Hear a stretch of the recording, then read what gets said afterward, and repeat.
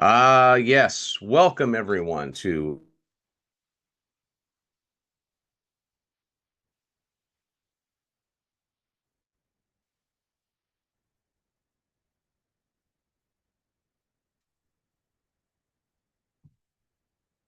however that goes. I've got a cat tail.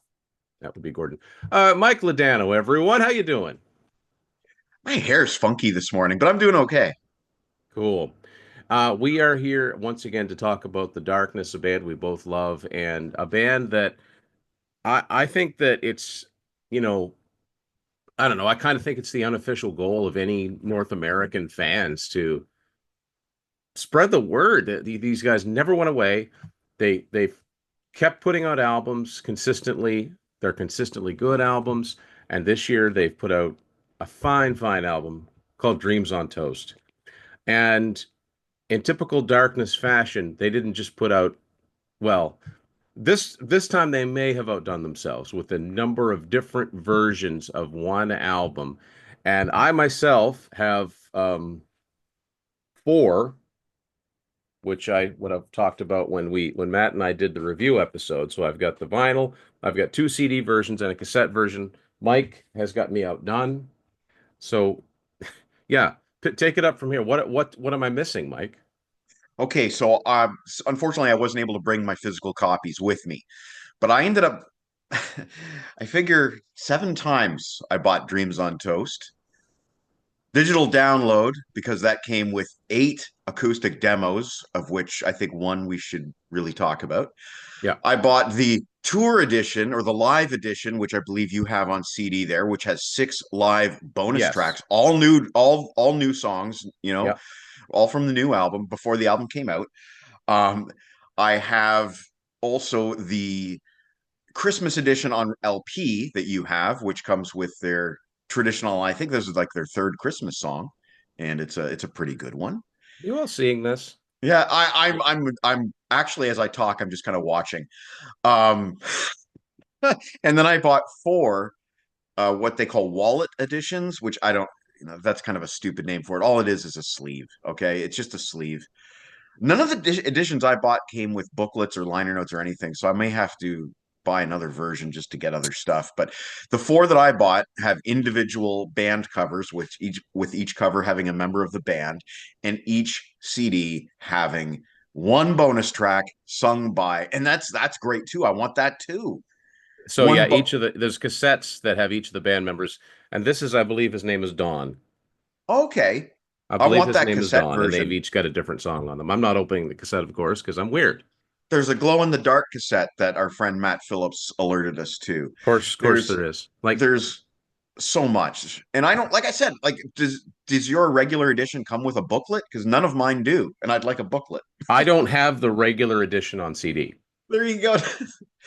I I think I didn't. I have, bought two other ones. I've got this one. right. The what are they calling this? I don't know what they're calling this one. I call it the Christmas edition. I guess so. Yeah. My favorite cover art of all of them is it's got this photo, but it's not Christmas. Right. It's the But with color. the It's the color swatches, I think that's hilarious. I like it better than the actual cover, which has Rufus and Frankie on really old cell phones and stuff. But uh, anyway, but the thing is, like, The Darkness always come through with a good album, and they always come through with, I think, high quality extra songs, which right. it's partially aggravating because you got to scramble to get them all. And the worst of it this time around is that there is no, as far as I know, there is no physical way to get them all in one place. Correct. There isn't. And as people know, I do not buy air. Right. Fortunately, my good friend Mike Ladano, I bought air. because of that, we can talk about all the bonus songs. Matt and I talked about a couple of them, what we did have at the time. But yeah, we at the time that we did our review episode, which at the time that this airs will be 2 weeks ago, we had not heard all of the bonus songs. We were just basically reviewing the album proper. So yeah, if we haven't said already, this episode is a addendum, an annex to that episode, if you like. where we're talking about the bonus songs because there are a lot of them and there are different versions of songs. So um, I'm going to let Mike kind of take the reins on this one because I think he knows better which ones have which versions. So Right. Gordon is getting into place here. Um, The co-host, the talent, Unbelievable. the Yeah. boss. How can anybody so cute be so bad? That's just anyway. So yeah, Mike. So Dreams on Toast. Start us off with which one that you want to start with that has some extra songs on it. Well, let's get the live edition out of the way real quick because to me that's kind of actually the least interesting one. Although you do get 6 bonus tracks, live versions exclusive to that CD, and that's a good cover as well. Yeah, I don't really have anything specific to say about these live versions except for the fact that the album hadn't even come out yet and they're already so tight. Each live version is pretty much accurate to the album. As always, you get some fun Justin Hawkins stuff in between the songs. I was amused by one part where he says, "Oh, this is a song from oh, I was about to say Permission to Land, but no, it's from our new album." And it's like, yeah, they've played so many shows over the years. Yeah, it gets to be routine. He's not used to saying from the new album Dreams on Toast. So he almost flubbed and said Permission to Land. And that's kind of the nice thing about these live tracks. They're sort of informally recorded, probably in front of, I'm guessing, fan club kind of it deal. sounds like it. Yeah. So, they're playing for their fans. All 6 tracks are from the new album that you get on this live It's over edition. half of the new album, and at a time like Yeah. most bands come out with a new album, and you might hear one song live, and then they just And it's basically the rock songs from the new album, yeah, essentially, because the new album has, I think, 4 acoustic tracks on it, or yeah. at least softer tracks. So yeah, the live edition, I don't know if you can still get it or not, but that one is really worthwhile getting on CD. And when I bought the live edition, I also threw in an extra $7 or $8 or whatever it was to buy the Air. And the Air in this case are the 8 demos, all acoustic demos, which are really interesting. I know you and I kind of agree. This album sort of has a heavier than average acoustic side. Does seem to Um, be a lot of yeah, they're all really good, but it starts out you think it's going to be a charging rock album all the way through, but people that know the darkness know that that's not always the case. But yeah, right. there does seem to be, and yeah, we'll get to that as we talk about the songs, but there's one version of one particular song that I really prefer the acoustic version of. I don't know if we're going to say the same one or not, but One and line in particular that I like on the acoustic version. okay, so we're not talking about the same one. The one that I wanted to spotlight, and out of respect to TVC, I'm not going to say the Oh, title. Ghost with Uh, Big Tits? okay, I'll say the title. Goes with Big Tits, which is "Weekend in Rome" on the album, and although melodically and acoustically the same, very different That's otherwise. yeah, Because the vocal phrasing is different except for the except for the chorus, chorus, really. but And, the vocal phrasing is different. But yeah, it's the same song. No, the one that I laugh at every time is Hot on My Tail. mm, I think it's a funny song it anyway, is but I love the way that Justin sings that. How could you do this? Like I like the way he sings. He really exaggerates the how on the acoustic version. It's a great. I get it. It's melodic, but there are in amongst all of the new songs. There are 3 songs that talk about some sort of distress, and Hot on My gastrointestinal. Tail is one, Mortal Dread's another one, and then we're going to get to yet another one, one of the bonus tracks. But yeah, I mean, it's nice hearing these stripped down versions. But yeah, I mean, I like the idea that they're not afraid of showing us, okay, well, here's how this song started, and Right. here's where it ended up. And that's not the only time they do that, certainly. There are other songs No. that because there's one song where you go, oh, that's Okay, so we're talking about oh God, Gadget, the the Battle Battle for for Gadget. Gadgetland, which is one of Right. my favorite songs. It's I the don't know why. heaviest song in the album. Yeah.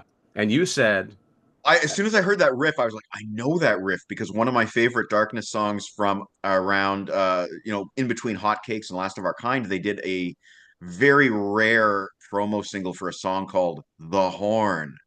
She's got the horn, but it's the same riff. It's a rewritten version of "The Horn," which was never put on it out on an album. Mostly people downloaded it, but there was a very rare promo that I'll never be lucky enough to own. So I was really thrilled to hear The Horn finally issued on an album in the form of Gadgetland, which is a great tune as well. I think I prefer The Horn, but that's just because I've lived with it for You've so lived with it long. long. Yeah. But another one that back to Ghost with Big Tits. As you said, there's little nuances on these acoustic versions that are different from the album versions. And in my case, I really like the part where he goes, "I wish they were real." And Such a that's the funny thing song. that what I love about this band is that they tread that fine line very well between humor and really good music, really good songwriting. And I think a lot of people think they're a novelty act, sadly, and they're not. And people said the same thing about Queen in the 70s. These guys can't be for real. No, they're for real. This album's It's very just that Queen-like.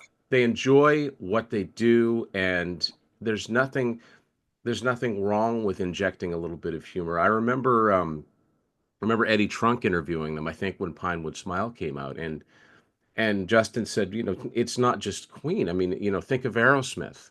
Right. They've always had a lot of humor in their songs Yeah. too. So it's not, it's not unprecedented. And AC/DC obviously. So I just I wish that the really the thing that I am so always ready to talk about this band for the reason is that you pretty much got to send away to find their stuff over here in North America because Unfortunately. only their first Yeah. two albums came out on a major label, and there was a 7 year gap. They all did other things, but when they came back, they weren't able to secure a major deal, and it's really good quality stuff. Like it's just Yeah. they were not a one or a two album wonder that went away in the mid 2000s. It's they're a going concern, and I think it's important to note. And if you get with standard edition of the album, you've got yourself a good album. But yeah, they do offer a lot more. So I don't know if you want to where you want to head next. If you want to talk about what we call the Christmas edition, they've Yeah. it's a very Mistletoe. English thing, isn't it? Doing like for a rock band to do Christmas songs. I don't It's know a if big Slade thing over there. started it, but I mean a lot of it seems to be a thing. It's a big deal over there. You can have a number one single if you're lucky. Yeah. But Mistletoe and Wine, I like it a lot. Um, it's really nice. It has that Christmas kind of jingle bell vibe. Um, it's got a great memorable melody. Um, and actually, it's totally, as far as I noticed, I think it's totally appropriate for any family gathering at Christmas time. It's even got like almost a religious kind of, So this people is this singing Christian rhymes. There's even that there where, the it's almost like they played it straight to very, let's there's nothing naughty in this one. It's yeah, because they it can do sounds that. like Obviously they can family. do that. They could just do good songs, good melodic songs. It sounds like And family. so yeah, I've got that on this version, which I don't have on vinyl. I mean, you can go how many different versions are there? That's Oh, we'd have to get Matt Phillips back on the show to answer that, but yeah, I think because there's a lot. I mean, I bet you there's 10 anyway. I well, mean, and there's five cassettes alone. another thing he told me, yeah, I want the five cassettes. Another thing he told me, whether it's true or not, I can't verify, but this comes from Matt Phillips, so probably true, is the Christmas edition on vinyl was a green and red clear splatter. But Yes, he said in our chat, there are five different splatter designs to of collect, course there which is. may or may not be true, but And it's beautiful. I I'm don't, sorry I didn't bring it, but yeah, it really is beautiful. I don't I don't blame the band and I don't begrudge them doing that because record sales being what they are, which they themselves address in one of my favorite songs in the album, Walking Through Fire. Uh, Even my mom didn't buy the last one. yeah, I'm under the moon.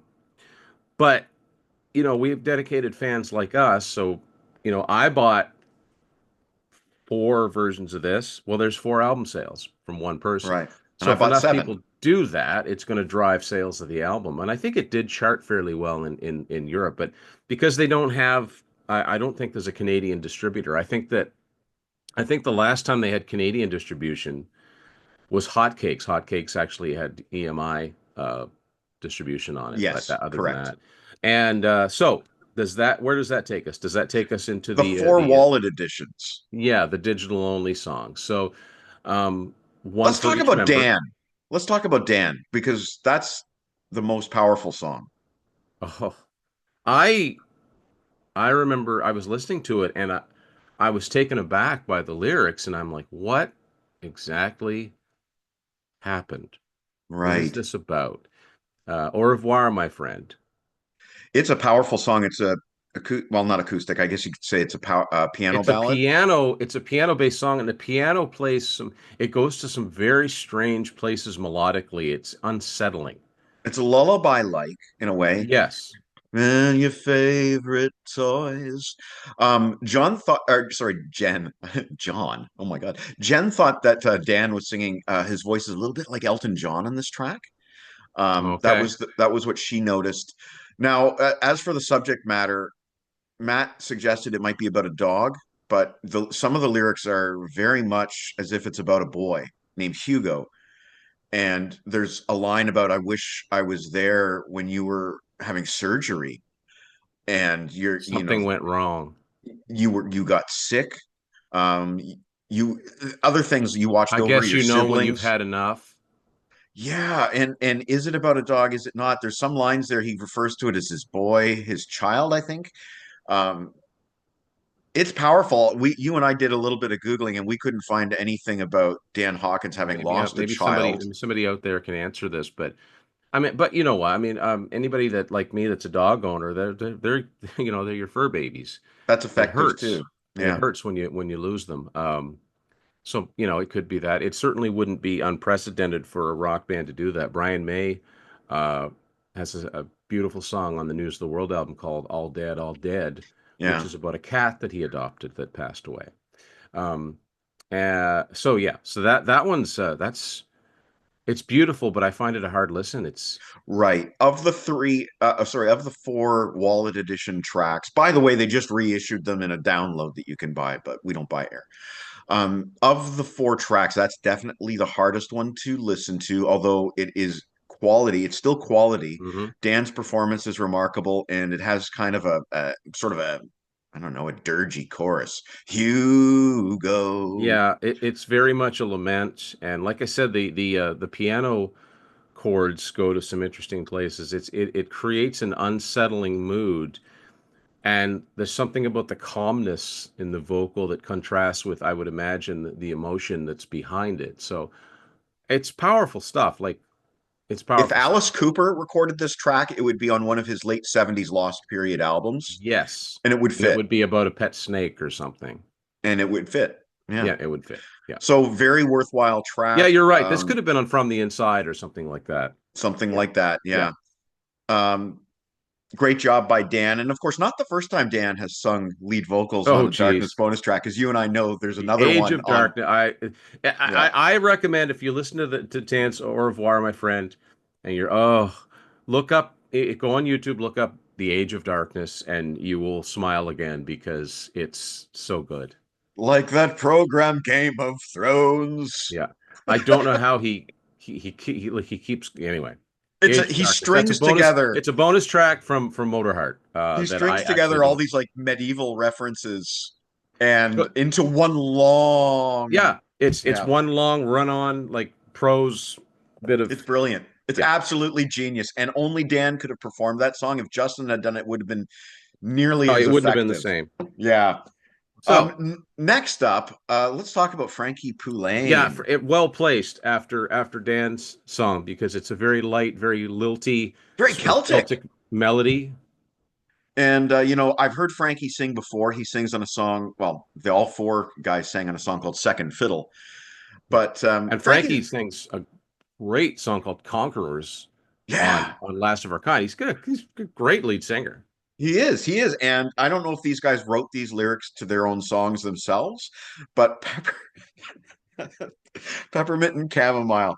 Basically, it sounds like Frankie has indulged in the bottle perhaps a bit too much, and maybe some food a bit too much, and there's some upset going on down there. So Peppermint and Chamomile is his new best friend. It's the only Yeah, thing that can I settle. couldn't think chamomile. Every time I was trying to think of the name of the song, all I could think of was incense and peppermints. Wrong song.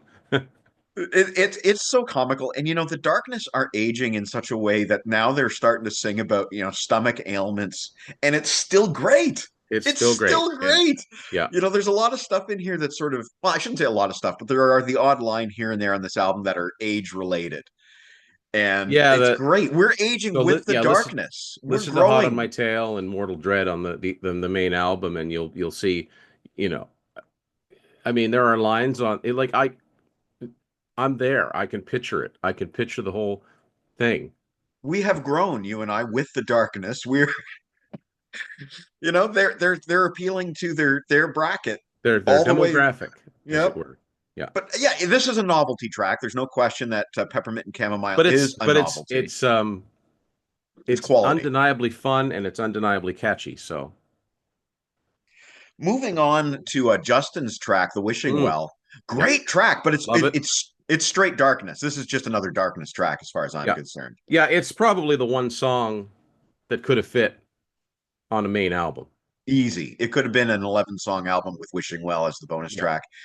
But I don't know what the story is behind these four tracks. If like they're specific, like that member got to dictate what the song turns out to be. I don't know.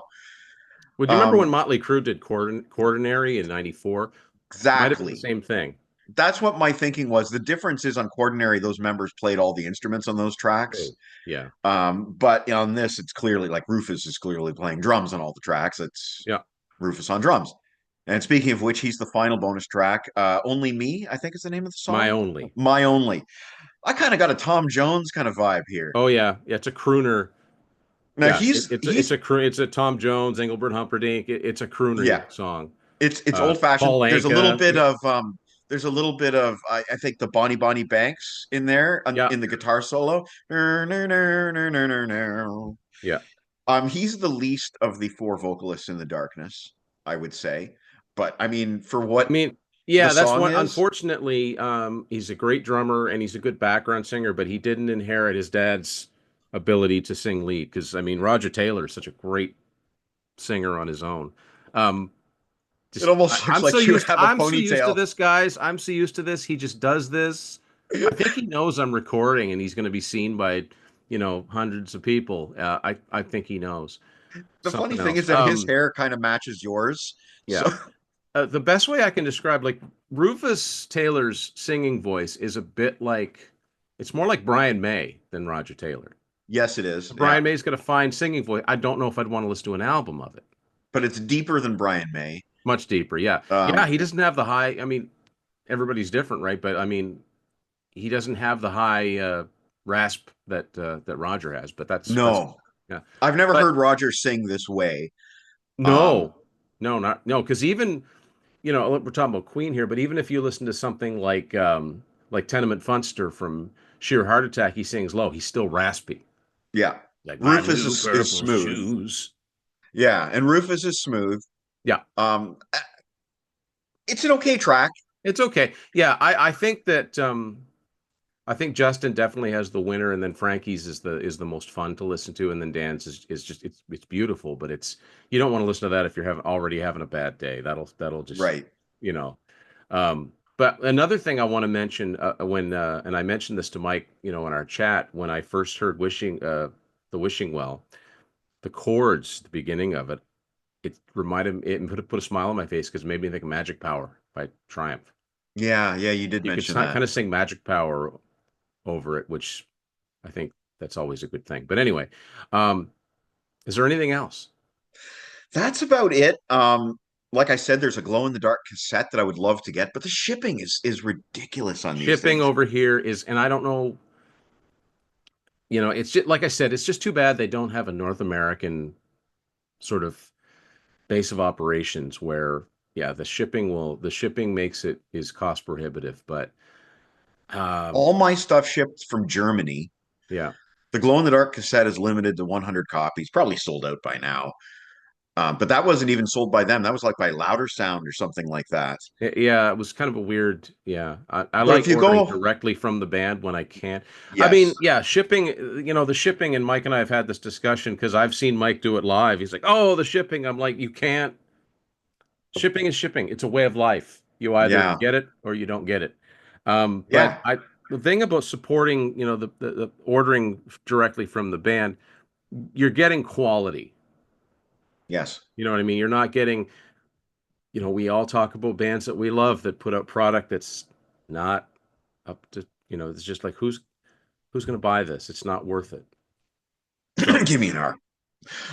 One thing I was going to say is one thing I like about the four wallet solo things is you get a yeah. Kiss solo album kind of effect where you can put them all together in Yeah, a yeah, square. definitely. They look cool together. They all match. Like you said, they're all wearing these suits with these retro brick phones. Yeah. I don't know what Dreams on Toast has to do with the retro brick phones, but who cares? The Darkness have their own sense of humor. It sounds to me like a very British expression, like, the greatest thing since sliced bread. Well, it's like this album is like dreams on toast. Like, And I know you and I agree on this. Best album since Last of Our Kind. I think so. I really liked Motorheart. Easter's This one Canceled was a surpasses little bit Motorheart. of a letdown. I thought it had a few quality tracks. I liked Pinewood Smile, but yeah, Last of Our Kind is funny. Like as the years have gone by, you go, wow, that really was an amazingly well done album. So, but this is good. This is good stuff. It's a short album. If you just get the 10-song album, it's easy to listen to, and you'll walk away from it having a bunch of songs in your head. If you like the band, that's the thing. Like if Yeah, you've made up your mind you don't like this band, this is not going to change your mind. If you don't like the way Justin sings, and I'll admit, like that was the barrier that I had to get through when I first heard them. he's Um, different. the first song I ever heard from them was "Get Your Hands Off My Woman." I saw the Right, video for it, and at the time there was no new rock music like that. Just right. hard charging, not alternative at all. And so I'm into it. And then he starts singing, and I'm like, whoa, what? What is, and I'm like, oh, why would you ruin it perfectly? But to to quote them, it was growing on me. Ha! And after a while, you get the fever. And I've been a fan. I mean, I was awaiting the second album, so I've been there, pretty much since the beginning. Like not the very beginning in the UK when they're doing independent stuff, but they've never stopped, guys, and that's the thing that I think that's very important, and that's why we've done three consecutive Darkness episodes like per week. Because Yeah, they get the deserve it buzz this out time. there, and don't sleep on that new documentary. That's really good. Really learned a lot, and I also want to mention because it is timely. I know a lot of people watched Justin Hawkins Rides Again, his YouTube channel. His episode that he dedicated to the late Roy Thomas Baker is excellent, really excellent. I learned something from it. I did not know who Justin was named after. I now know. Okay, Leave it at that. cool. So Can I say one more thing about Justin before we check out? I suppose I'll Um, let you. Listening to this album yesterday with my wife, we both agreed Justin's lost absolutely nothing in the nearly 25 years that we've known the Darkness. I don't know if the range is still the same or not, because as you mentioned, "Get Your Hands Off My Woman," he goes very high on that track. But the voices, I think challenge me. I don't think I there's a. I don't think he's changed. I think what he has done is very smart. And yes, I think he has most of his range, but I don't think he writes songs anymore that require him to be at the top end of his range all the way through the song. Right, right. So, um, yeah, so that allows him to do the old material without, as far as I know, having to tune down, having to drop the tuning. So, yeah, good stuff, guys. And yeah, Dreams on Toast, The Darkness, available in a myriad of a plethora, if you like, a potpourri of versions. Mike, thank you for sitting in and guiding us through this tour of the extra songs. And there is it's a shame that it would be nice if they would do like Def Leppard did with retroactive and just put out, a deluxe. You could put a two CD set, let's say, Yeah. of all of the extra songs that the Darkness have done over the years. I'm also hoping that this year, being 20 years since One Way Ticket, that we'll also see a deluxe version of that album with all of those bonus songs Yeah. You in and I have speculated on that in a past in episode. one place. So we'll see about that. And if they do, we'll talk about that. Oh So, yeah. ladies and gentlemen, don't forget to check out Grab a Stack of Rock. Mike's always got great content on there. He's still in the midst of his Iron Maiden 50th anniversary discussion that's going on all year, and a lot of other great stuff too. Mike, anything else you want the folks to know about? Yes, that you can buy Tim's Vinyl Confession shirts at tpublic.com. I'll raise your Tim's Vinyl Confessions and say you can do the same for Grab a Stack of Rock at the same great high quality location. There you go. All Quality right, Mike. guaranteed. Thank you for sitting in, folks. Go check out some Darkness if you haven't in a while, and yeah, check out those bonus songs. All right, we'll see you all later on Tim's Vinyl Confessions. Bye. Bye.